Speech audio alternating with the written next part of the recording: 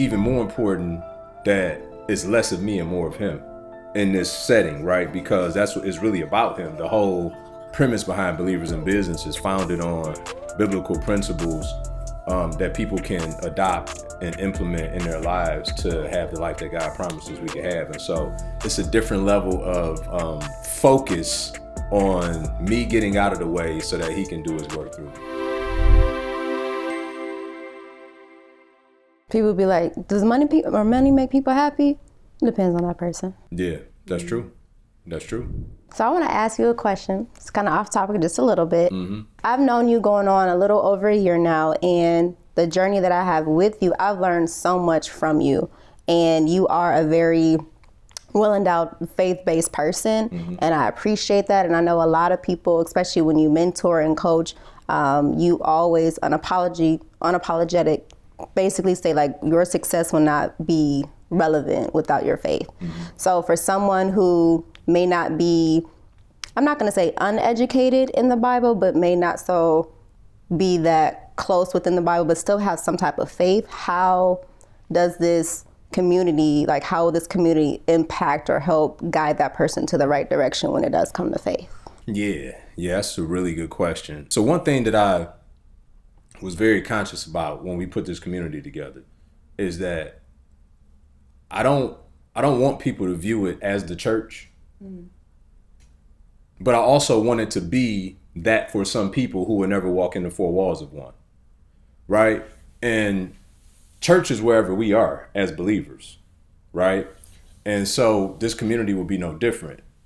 Although, to your point, there's no prerequisite for knowing the Bible at any length. As a matter of fact, there's not even prerequisite for you to be a Christian to be a part of it, right? It's just that we teach from those principles in the Bible because, for me, they're universal truth.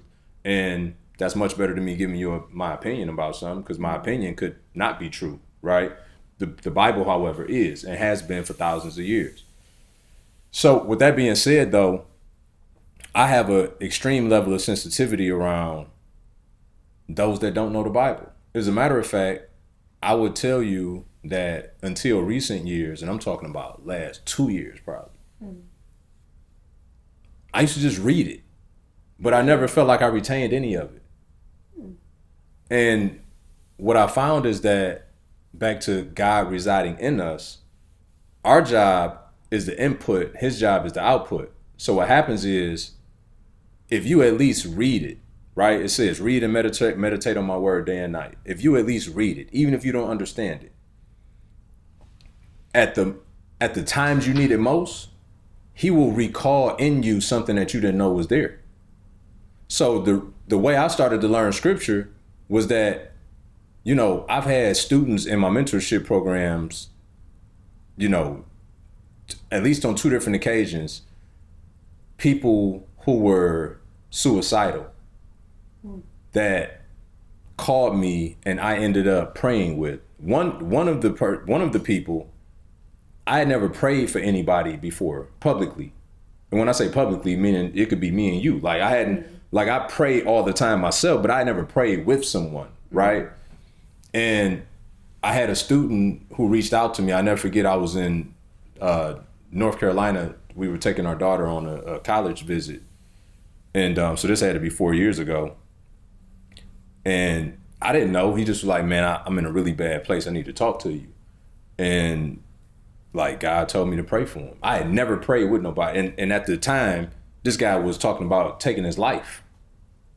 So you're talking about the most unqualified to do something of that magnitude in that moment, which lets me know, again, it reaffirms like how important our obedience is as opposed to what we think we're qualified to do. But I say all that to say, in that moment, I shared things with him that I didn't realize was there.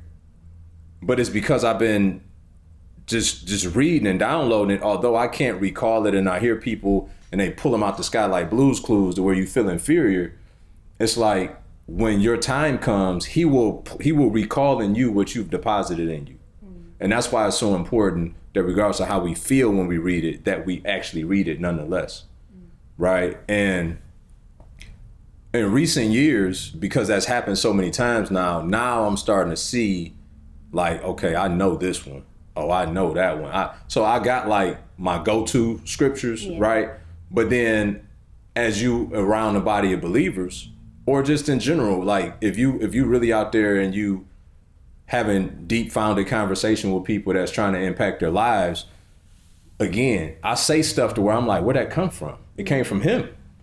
It's just the fact that I've been consuming it. So one of the things that I do on Sunday, and you know this as well, I don't work on Sundays, right? Something that I started doing also about 2 years ago, where God told us to rest. He created the heavens and the earth, everything in it in 6 days, and he rested. Not because God was tired, because he was trying to give us an example of what our lives should look like according to what he created us to do and be, right? And because of that, then it's encouraged that we rest. So, as you know, I took Sundays off the last couple of years. That's my Sabbath. Now, when Jesus came, it don't mean that you have to do it on Sunday or Saturday. You could do it any day, but the point is you need to get it done. So if your off day is Tuesday, then Tuesday is your day of rest, right? And in doing that, though, I consume probably 2 or 3 sermons that day, right? So my church plus 1 or 2 other communicators I like listening to. Then, I'm gonna read some scripture that day. Then I'm probably gonna watch Drink Champs too. You know what I'm saying? Like I'm stimulating myself on every level. You need a balance. Yeah, you know what I mean? Like God didn't just make me one way. You know what I mean? I ain't sitting around in the church all day. Like I got things that I find to be entertaining to me, and so I consume that as well. My point is, it recharges my battery, right? But watch what's happening. Every week that's compounded. So every week I'm hearing different perspectives and thoughts, and I'm hearing people, illustrate scripture in different ways that's now taking on a different meaning. And now I'm looking that up because they said it and it struck a chord. And so I'm doing the work that don't feel like work because it's all just medicine. It's food for my soul. But in it, I'm building this arsenal that I don't even realize in real time that I'm building. So what I'm saying is, in a very organic way, but yet intentional way, you can start to consume the scripture at a level that you'll be learning it without even knowing that you're learning it. Right. And I love how, one, you just encompass everything that not only makes you proud, but like you have a lot of passion for what you do. And it showcases when you talk, it showcases in the work that you do, it showcases in the people that you work with, from mentorship to coaching. And I love the idea that it's finally enclosed into a community where other people can reap from that. And with that being said, with this community in play, and it's an amazing community. I love how everyone interacts with each other. Everyone comes in starting from a different playing field. What type of legacy do you see that having going forward? Do you see that being a safe space for all types of people, whether it's women, young adults, older gentlemen, kids, that can benefit from that, just from that structure that you built? That's my hope. I believe that number one, yes, it's for everybody, right? Anybody that wants to improve in their faith, their fitness, their finance, and ultimately freedom is for them. It's also, when you talk about legacy, the biggest legacy that could come from this, for me, is that exactly what God told us to do, what Jesus told us to do, which was to go out in the world and make more disciples. If I can become a vessel that is a disciple maker through this community, to where we can empower more people who are believers in business to go out in the marketplace and be unapologetically them in who Christ has called them to do, then that's the legacy, right? Because one of my biggest motivators behind this was the fact that most believers are over spiritualized and under monetized. That's cold right there. Actually, I never said that one before. But that's what it is. They're over spiritualized and under monetized. One, because they feel guilty about charging people for services because they think that they think that wealth is wicked and poverty is piety. There's nothing religious about being broke. And wealthy people as a general consensus that I've been around aren't wicked. But it's bad doctrine being preached from the pulpit from broke pastors that don't know how to teach people how to get money. So they just They just make money seem like a bad thing when they're just bad with it. Yeah, that part. So one of my biggest concerns for this group is to let people know what God really says about business and money and the importance of it, which is why it's mentioned over 2,000 times in the Bible, the word money, so that they can go out. Because how do you advance the kingdom? Like, how do ministries work? With money. So how do we go out and advance the kingdom of God without money? Well, who we gonna ask for that money? Right. So while we wouldn't be the creators of more means for these ministries and to be able to grow the kingdom, right? Mm-hmm. And so that was the thing, the thorn that made me want to do this more than anything else, is to let people know, the body of believers, that it's okay. Mm-hmm. Like, first of all, if you the cheapest, you're not the best. And also, if you the cheapest, then what does that say about how you value the gift that God gave you? Because everything that we doing is for his glory. So I'm gonna glorify God and I'm competing to be the cheapest. It don't make logical sense. And I definitely don't think it makes sense in the kingdom.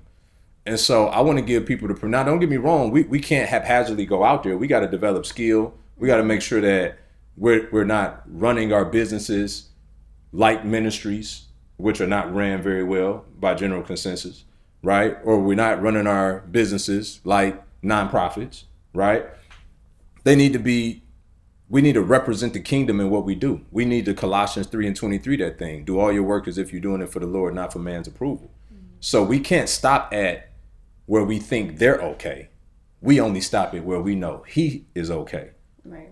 Because we got to represent him in all that we do. And by doing that, we're going to be able to help believers make more money in the marketplace and stop feeling like they got to barter their services or feel bad about charging people, and understand that everybody ain't your client. And if there's a difference between passion projects and profit projects, go do your passion projects over there that may bring profit, but your profit projects need to be for people that can pay you for those things. Right. And I remember you speak a lot about your experience, how you quit corporate America. Mm-hmm. And I know this generation is like a huge spike on people quitting like their corporate jobs, going in or taking the entrepreneurial route, like such as myself. Like, I'm a mom, I'm an entrepreneur, and having that guidance to kind of operate, because we're so used to, you go to work from 9 to 5, you report to a manager or a boss on X, Y, and Z, and you have very limited time to actually do the things that you want to do outside of that. And for a mom, it can be a completely different journey. But with this group of believers in business and all the pillars and what it represents, how do you think that can help someone who doesn't maybe not have a blueprint of what to do outside of corporate America? How do you think that can help them get to that full entrepreneurial journey that they envision to have? Yeah, that's really good. You know, first thing is, when people leave corporate America, I experienced this, and I don't know if you did or not, but I think we all leave with a identity. Mm-hmm. We had to be a certain way for so long to conform to what we think that they demanded of us, to coexist in that space and try to get the most out of that space. So when we leave there, a lot of things that got us maybe ahead and climbing the corporate ladder are not the same things that's going to make you successful in business. And the first thing is taking the mask off. You no longer have to talk like that and dress like that and do that the way that they do it in order to coexist in that space. As a matter of fact, in entrepreneurship, you won't last long by doing that, right? You have to become the truest, most authentic version of yourself to get people to want to subscribe to what you're doing. And I think that process isn't talked about enough, you know. And one of the biggest benefits in being in a group like this is that we had these open, honest conversations, that people can come to a safe space and be transparent, so that we can help meet them where they are and give them action steps on how to build the bridge to get to the other side. Why? Because I've been there, done that, got the trophy. So everything, I think the most unique thing about this group, speaking for me as the leader, is I'm not teaching people anything that I haven't had a tremendous amount of challenges in that area and a tremendous amount of success on the other side of it.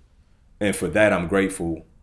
While going through those things weren't necessarily easy, and a lot of time me and God had some tough conversations about it, but now I'm grateful because if I had to be the one to go through the fire so that somebody else doesn't, or if they're currently in the fire and I could pull them out to safety, then my God, like, what else better to do with your life than that? Mm-hmm. I know what I'm gonna say is I do appreciate how like authentic you are when you do speak about your experiences, because I've been to plenty of events where we have speakers who talk about like their success, and that's the reason why they're on those panels and such. But I'm glad that you talk about what not to do, like behind the scenes. I'm like, hey, no, it's not just like a smooth road to just making $1 million or a smooth road to achieving success. Like there's curves and bumps and roads, and I appreciate the fact that you are very honest and very transparent and straightforward about what not to do, what you can't do. So I do appreciate that you take that level, and you also incorporate it into this community, and they appreciate it, they respect it, because no one's going to tell them straight up like, oh no, like you shouldn't do that, you shouldn't do this. So I appreciate the level of just realness that you do offer everyone, especially me too, because I learned a lot from you as well. we got this recorded, right? Okay. But going forward, like this community, I know it's amazing. And just what do you feel like, just overall, like what can a person just get from it? Just walking in, coming into the program, or just the community, like what's the first thing that you think that they can take from it, like right off the bat? Anybody that comes into this community will not stay at the same place that they're in life. It's impossible. Like, it's impossible to come in, participate in the master classes that we do every month, participate in the Q&As that we're doing every month, participate in the dialogue and the follow-up homework that we give them, right? Because there is work, right? Because nothing changes just because you want it to. So we have to have intentionality, but then we have to follow that up with action in order to actually take change. But for everybody that does do those things, they've had success in doing it, right? And so I can guarantee anybody who comes into the group will end up in a better position in a very short amount of time if they really lean into the experience and be open and honest and transparent, number one, with themselves, but then with everyone else through the process. Okay. And I have one question where I don't know how you take to it. But as a Black man, you are in a position where you have a lot of resources, you know a lot of information, you're very well educated, you're in touch with God, and those are a lot of things that I'm not going to say we rarely see in this generation, but a lot of men are working towards that position as you are now. Do you feel like it's your responsibility to kind of encourage those, or kind of like take the wheel and be like, hey, let me show you how this is done? Do you feel like you have that, I guess, that need to make sure that they are following the same footsteps? Candace, you ain't about to get me in trouble up here. What I do feel like is I'm a guy that's consciously aware that I'm nothing without Christ. And I believe what I believe. I'm not shy about sharing those beliefs with others. And my lot in life is to lead by example and to let his light shine through me. And my sheep will hear my voice. Like, I'm not here to fix nobody, right? But I am here to share the good news and my testimony. And for those that identify, and maybe they see that as a good thing, and maybe they would like to experience some of what I'm experiencing, then hopefully I could be a good enough representation to have them take some steps in that direction. Mm-hmm. I don't know that I'm a role model by any means, right?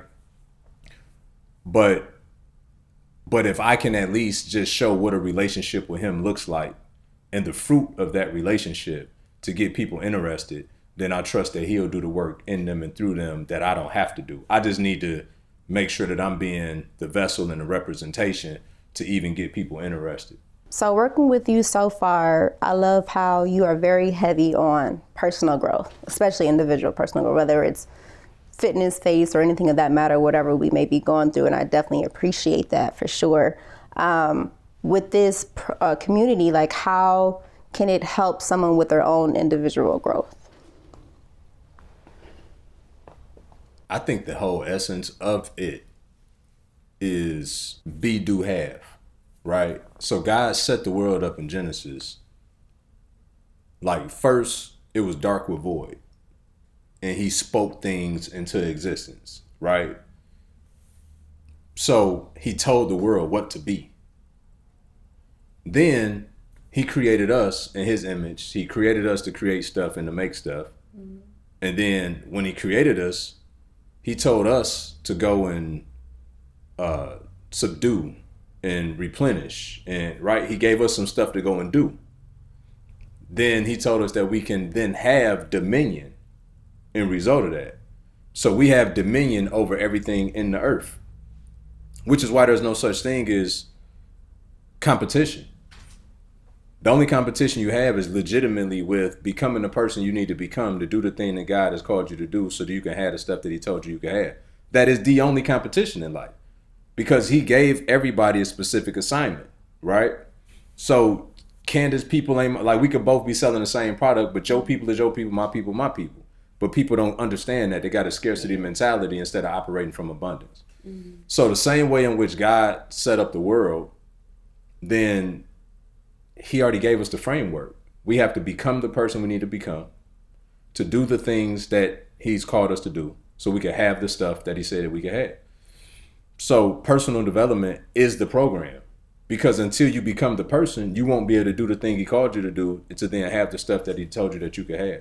Yeah. And I feel like for a lot of people, that's hard to not understand, but I guess arrive to that conclusion. Like, how can you tell someone like, hey, you need personal growth in order to accomplish X, Y, and Z? Like, what's the best way to go around that conversation to where they are receiving that message mm-hmm. and actually implementing? Because it's two different things from receiving and implementing. So how can you at least set a blueprint to where like, hey, try this method and then see how it can improve your journey? Yeah, I think the best answer is a good question. So rather than me tell people that they need to grow personally, I just ask them questions. Mm-hmm. So what is it you want to do in life? Well, I want to build a 7-figure real estate business. Very good. I love it. So what's keeping you from doing that? Well, I don't know how, or I don't have, or haven't had they will tell you their limitation. Their limitation is always tied to something that someone they haven't become yet. You haven't become the person to do the thing. So I never have to tell anybody that they need personal development. Them acknowledging their true limitations will tell them that they need personal development. So, like I said, I've been working with Brian for some time now, and I love how his vision, he implements it, he executes it very well. He's very good at executing his ideas and turning it into a reality. And you are definitely in a position where you are teaching others to do the same. You want to talk about that? Yeah, of course. Because this is the first time I'd ever heard you tell me this. So, yeah, let's definitely talk about that. You know what I'm saying? So there, to your point, I found that there are people in life that I would call initiators. Mm. They're the ideation people. Like they got a lot of great ideas and they share them with everybody. But they struggle to implement, right? So you have initiators and then you have executors. I'm an executor. I don't take credit for it. God gifted me that way. But I take full advantage of my gifting in that way. Mm-hmm. And I know my limitations, but I also know my strengths. And I suffer with having an idea that's not being manifested. And for every moment that I'm not manifesting that idea, provided it's the season too. I think sometimes also God gives you a download that is for a later time. Like when I was in Paris a couple weeks ago, he gave me a book idea.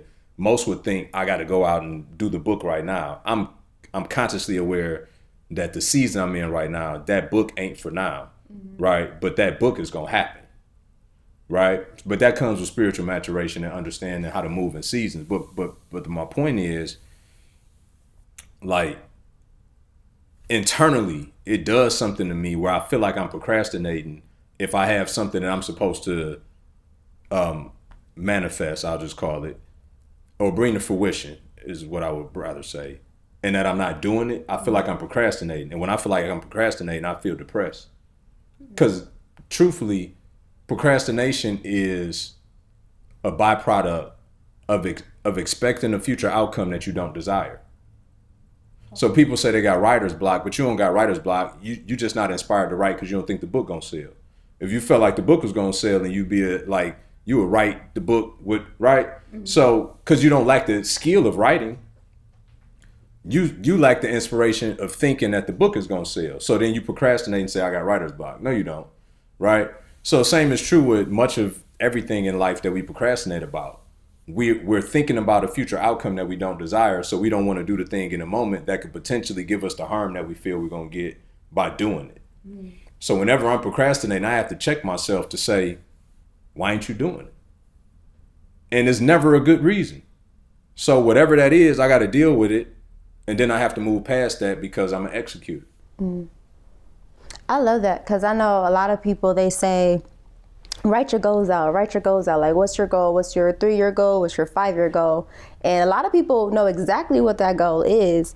It's just about what are you going to do in between that time frame. So do you have something embedded in you, or do you teach or mentor people on what to do within those steps to actually reach that actual goal? Yeah. Yes. Okay. And I got to be careful about how I say this, but the first thing is they need to be SMART goals. Mm-hmm. SMART goals simply means specific, measurable, attainable, relevant, and time-based. Because to your point, and this is another thing about being an initiator, initiators can write great goals. 3-year, 5-year, 10-year, 10-minute, bathroom. You know what I'm saying? Like, they got all these goals figured out, but the execution lacks. So that's why I said I got to be careful how I say this, because yes, I think that if we do have goals, they should be smart goals, okay?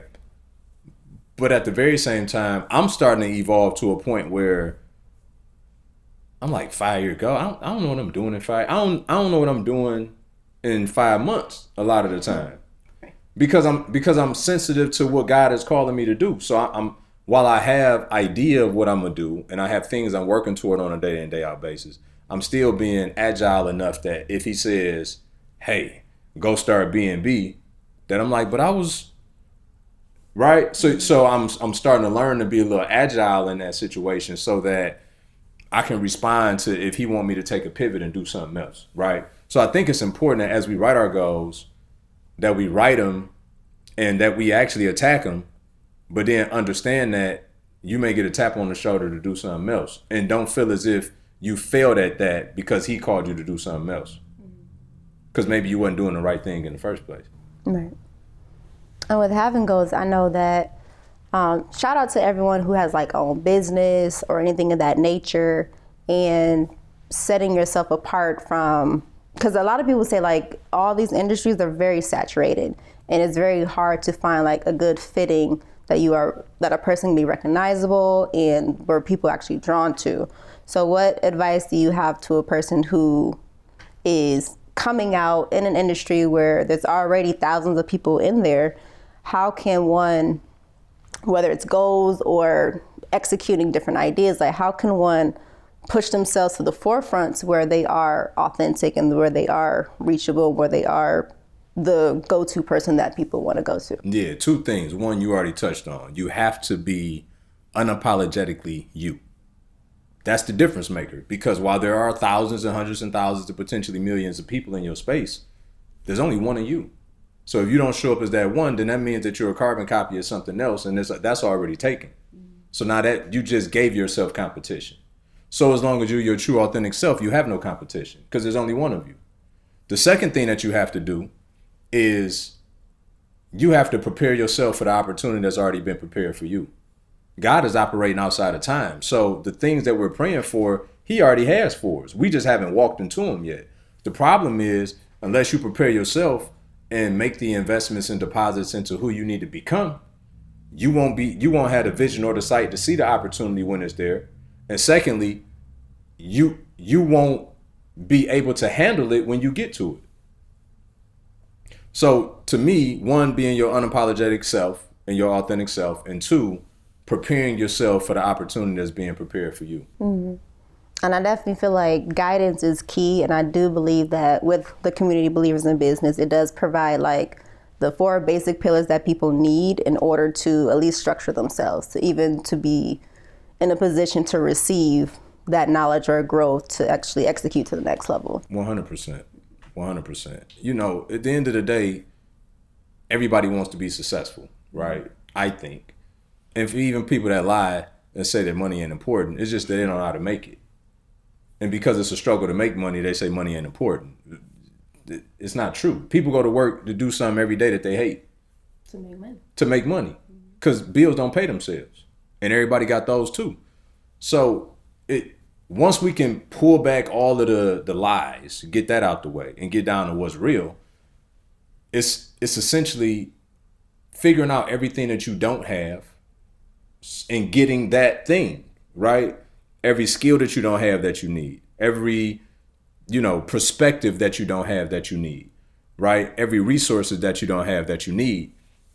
You just need to be in an environment where you can identify what those limitations are and then fix those limitations instead of making lies and excuses and telling yourself that those limitations aren't important.